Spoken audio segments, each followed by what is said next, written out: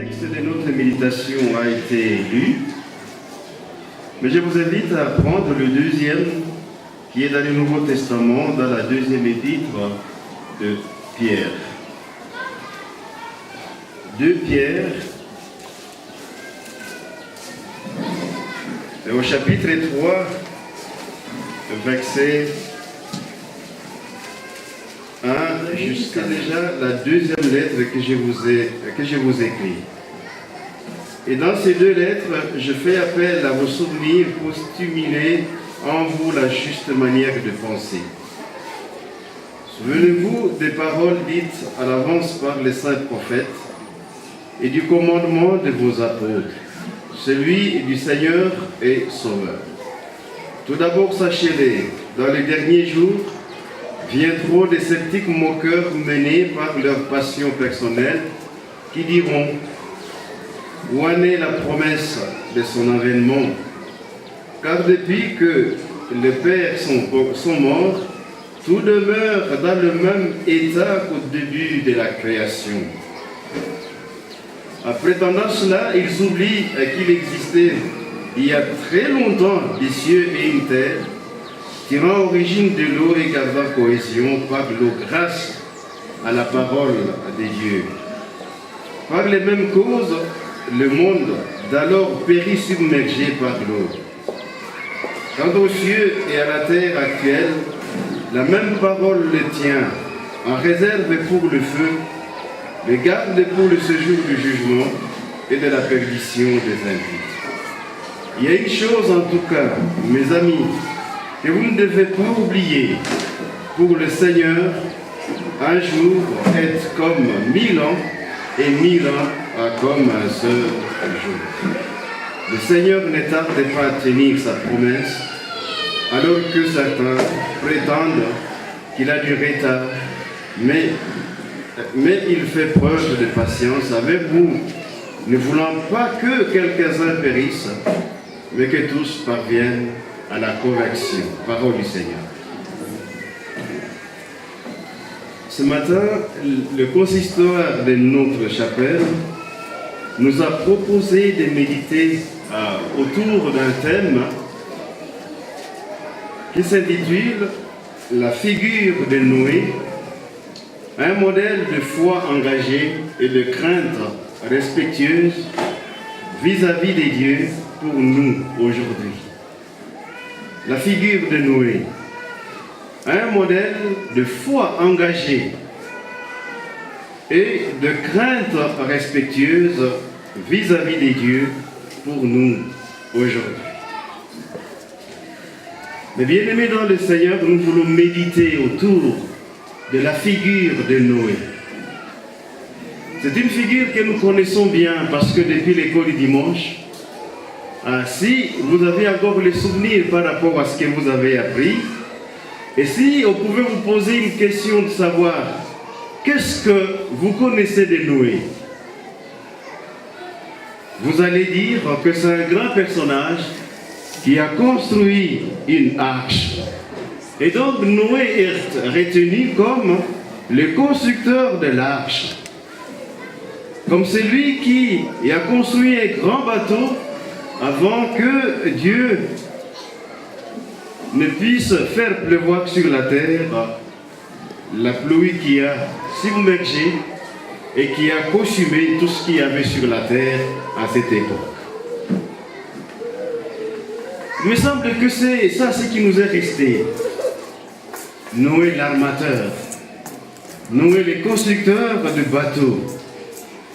Mais la parole de Dieu nous montre qu'il y a plus que ce que nous avons retenu de Noé en tant qu'armateur. Que Noé, c'est le modèle d'une foi engagée. Il est le modèle d'une crainte respectueuse vis-à-vis des dieux.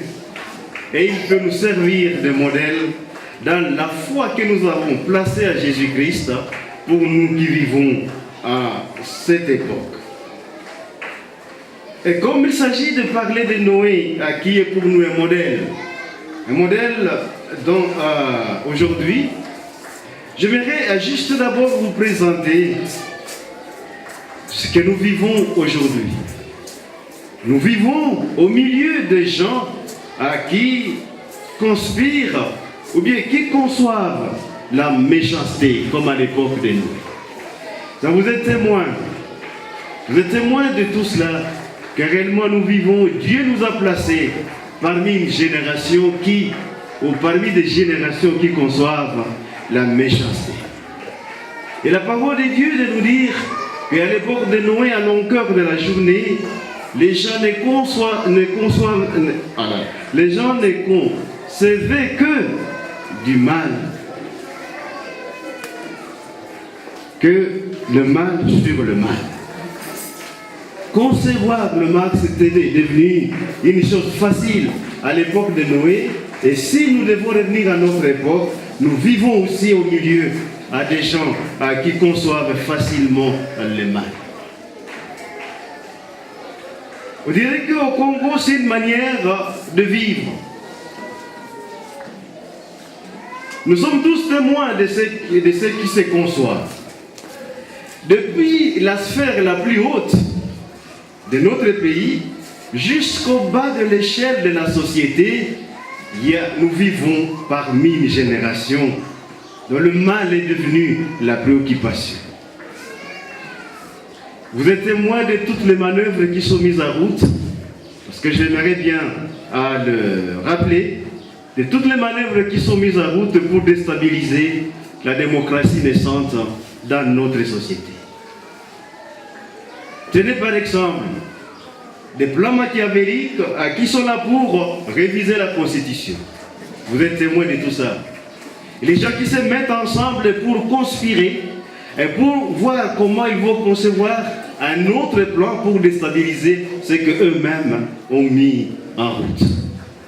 Une société de criminalité, et une criminalité qui va jusqu'à son paroxysme. On n'est plus capable de respecter ceux dans lesquels on s'était convenu.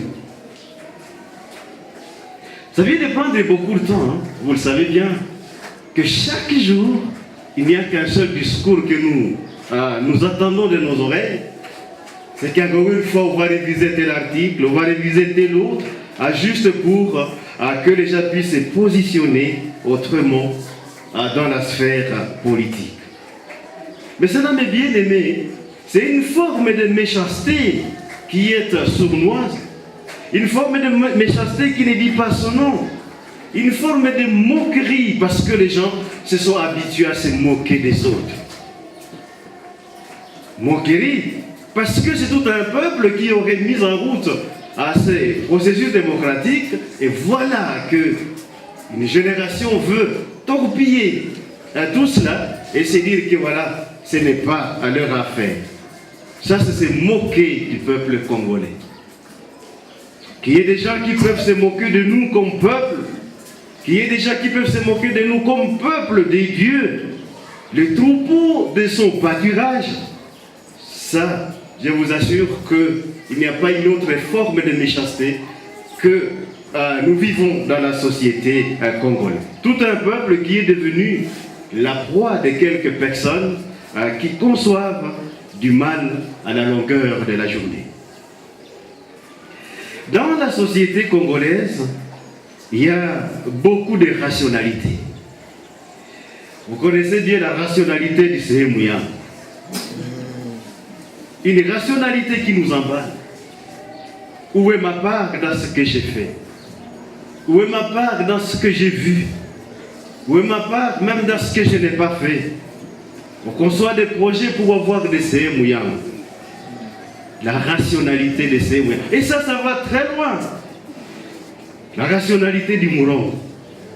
Ça, vous le savez que notre société est emballée par beaucoup de rationalité, de manières de penser, de manières de vivre, qui dénotent que réellement il y a la méchanceté qui a élu domicile dans notre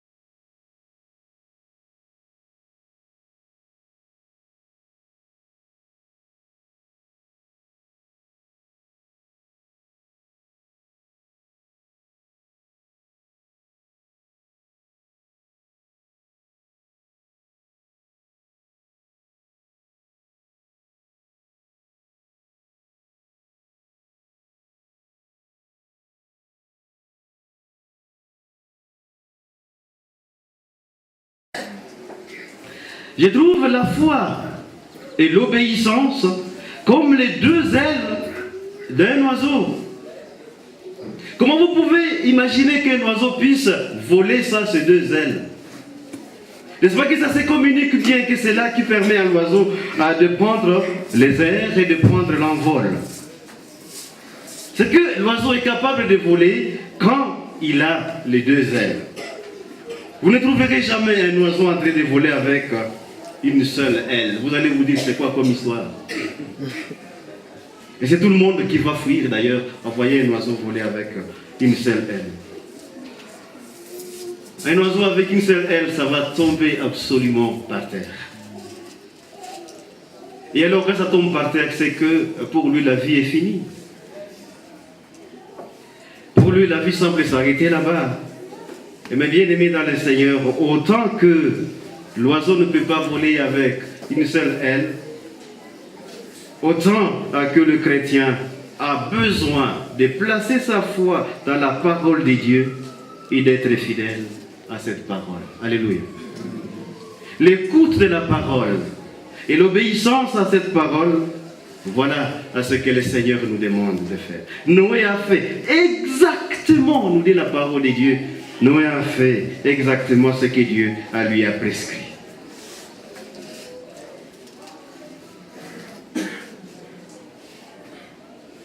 Troisième élément, c'est que Noé a suivi les voies de Dieu. Il a suivi la parole de Dieu, il a été obéissant à cette parole. Et voilà ce que cela a produit dans la vie de Noé. Noé a été sauvé avec sa famille et les couples de toute espèce de bêtes ou bien d'animaux ont été sauvés. C'est qu'il y a un résultat, mes bien-aimés, le résultat de l'écoute et de la mise en pratique de la parole de Dieu est le salut que Dieu accorde à la personne qui écoute et qui met en pratique cette parole. Il sauve la personne de la génération perverse et il permet à ce que la personne soit un témoignage parmi cette génération perverse. Le Seigneur nous appelle d'être comme c'est Noé, de vivre une foi engagée dans l'épaisseur même de générations perverses. Et c'est au milieu de ces générations-là que le Seigneur nous veut à l'heure et que le Seigneur veut à ce que nous puissions vivre notre foi qui est attachée à lui et d'être obéissant à cette parole qui est cette parole de Dieu. Et c'est au milieu et dans l'épaisseur même de ces générations que le Seigneur nous demande de vivre cette foi. Et que cette foi puisse marquer la différence. Et cela, pour que chacun se sente être le seul appelé parmi ces générations perverses pour vivre la différence et pour témoigner de ce que nous sommes. Le Seigneur nous appelle à être ces personnes qui soient à l'écoute de la parole de Dieu et qui savent obéir à cette parole. C'est là que nous constituerons, mes bien-aimés, une paroisse, une chapelle rayonnante, et comme c'est cela notre engagement pendant toutes ces années qui sont placées devant nous, 5 années qui sont placées devant nous, que nous soyons cette paroisse rayonnante en parole et en acte. Sachez que nous ne pouvons y arriver que si chacun prenait bras-le-corps ces paroles-là, que chacun prenait bras-le-corps la manière dont Noé s'est comporté devant Dieu. Il avait eu une foi engagée. Il avait eu une foi engagée et une foi engagée dans la pratique et l'obéissance à la parole de Dieu. Nous serons maintenant une paroisse qui serait rayonnante en parole et en acte si nous arrivons à avoir ces deux ailes, la foi et l'obéissance à la parole de Dieu, et cela qui pourra nous mener dans notre vie au quotidien pour que nous soyons des témoins vivants parmi les générations perverses. Que le Seigneur bénisse sa parole. Amen.